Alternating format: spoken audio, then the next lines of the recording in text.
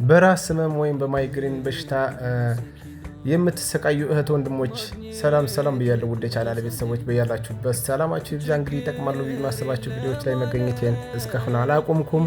ዛሬ ደግሞ ወቅታዊ የሆነ አብዛኛው ሰው ተጠቂ የሆነበትን አንድ ጉዳይ ይዤላችሁ መጥቻለሁ። እሱ ማይግሬን ወይም የራስ ምታት በሽታ ነው።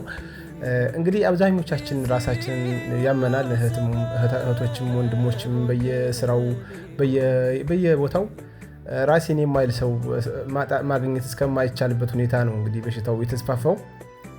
ግን ዛሬ በጣም ምንም ኮተት የሌለው ተፈጥሯዊ ዘዴ ይዤላችሁ መጥቻለሁ። ምናልባት ይሄን ዘዴ ሁላችሁም የምታውቁት ሊሆን ይችላል። ምናልባት እኔ በዚህ በ3 ቀን በ4 ቀን ውስጥ ስለሆነ ጀርቤ መፍትሄ ያገኘሁበት እንደኔ ወይም ደግሞ ይሄ መረጃ እስከዛሬ ሞክራችሁ ለማታውቁት ይሆናል ማለት ነው ይሄ ቪዲዮ። እሱ ምንድነው እንግዲህ ማቀዝቀዣ ያላችሁ ካላችሁ ማለት ነው፣ ማሞቂያና ማቀዝቀዣ ሻወር ገብታችሁ የምትወስዱ ካላችሁ ሙቀቱን የሙቁ ውሃ ትንሽ ከፍ አድርጋችሁ ቀዝቃዛውን ደግሞ በተወሰነ መጠን ቀነስ አድርጋችሁ ሙቁ ኃይል እንዲል አድርጋችሁ ራሳችሁን በደንብ እያስመታችሁ ቢያንስ ከ7 እስከ 10 ደቂቃ ድረስ ሻወር መውሰድ መቻል አለባችሁ ማለት ነው። በጣም በሚገርም ሁኔታ ከአንዴም ሁለቴም ሶስቴም ጀርቤው ብን ብሎ ነው የሚጠፋው።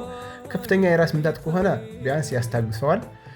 መካከለኛ ወይም መጠነኛ የራስ ምታት ከሆነ ከነጭራሹ ድምጥማጡን ያጠፋዋል ማለት ነው። ይሄን የምነግራችሁ ያው ለሌላ ነገር ሳይሆን ወይም ደግሞ ቫይራል እንዲወጣ ፈልጌ ሳይሆን ራሴ ጀርቤ ሞክሬ ከአንዴም 2-3ቴም ለውጥ ያገኘሁበትን ሁኔታ ነው እንግዲህ ይዤላችሁ የመጣሁት። ምክንያቱም አብዛኛው ሰው ፓናዶል በዋጠ ሰዓት ደግሞ ያ ሌላ ሳይድ ኢፌክት ይፈጥራል የሚል ስጋት ስላለ ይሄ ተፈጥሯዊ የሆነ ምርጥ ዘዴ ነው። በቃ ሞቅ ባለ ውሃ ሰውነታችሁን የታጠባችሁ ራሳችሁን በደንብ ጠልቆ እስኪገባ ድረስ ማስመታት ነው። ከዛ በኋላ ከመጠነኛ ወይም መካከለኛ ከሆነ በሽታው ይፈወሳል ማለት ነው። ካልሆነ ደግሞ በተወሰነ መልኩ ይቀዘቅዛል ወይም ደግሞ ይቀንስላችኋል ማለት ነው። ቪዲዮውን እንደወደዳችሁት ተስፋ አደርጋለሁ። እንግዲህ በሌሎች ጠቃሚ ቪዲዮዎች እስክንገናኝ ድረስ ላይክ፣ ሼር፣ ኮፒ ሊንክ ማድረግ ተደራሽ አድርጉ። እናመሰግናለን።